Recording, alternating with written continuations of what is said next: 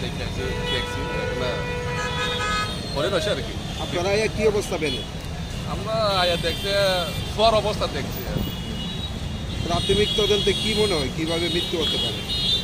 প্রাথমিক তদন্ত শুনছে হ্যাঁ বাবার মুখ থেকে শুনছি হ্যাঁ 4-5 বছর যাবত হ্যাঁ নেশা জাতীয় জিনিস সেবন করে।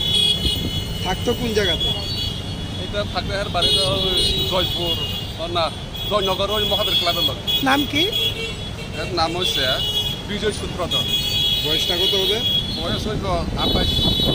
স্থানীয়রা মানে কাছ থেকে জানা গেছে এ নাকি প্রতিনিয়ত ড্রাগ সেবন করতো, সেই বিষয়টা কি আপনারা জানেন?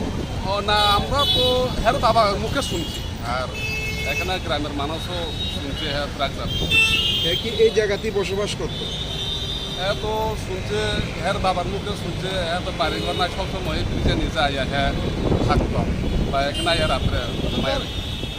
আসলে ভাত একদম খায় না, ভাত খায় না। ও সব টাকা পাইলে ভিক্ষা চাইবো, এর শরীরটা দেখলে মানুষে মনে করেন দয়া করে দিয়ে দেয়। এরকম করে সারাদিনে 1 ঘন্টা 2 ঘন্টা 3 ঘন্টা যা টাকা আইলো 90 টাকা 100 টাকা কুটটা লইয়া সে ওই শৈলে ঢুকাই দেয়। এরকম ঢুকাইতে মানে ভিতরে নাই কিছু, গাই লইয়া মনে রাত্রে মনে পাইছে না টাকা, স্টক করে লাইছে। এমনি কারো ক্ষতি করতো না, এমনি ক্ষতি না, এমনি ভালোই ছিল না, ভদ্রই জানি। নাম কি? ওর নামটা তো বিশু কিন্তু ভালো নাম আমি জানি না। ওর কথাটা তো আমি বলতে পারতেছি না এটা কি হয়েছে। কালকে তো আমি দেখলাম, আমি তো দোকানদারি করতে আসি, তাহলে দেখলাম কালকে ভাত খেলো করা।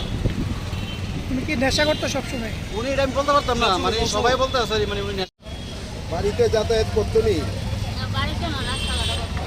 আচ্ছা, কতদিন ধরে মানে এই জায়গাতে থাকতো? নাকি নেশা করে থাকতো সবসময়? আপনারা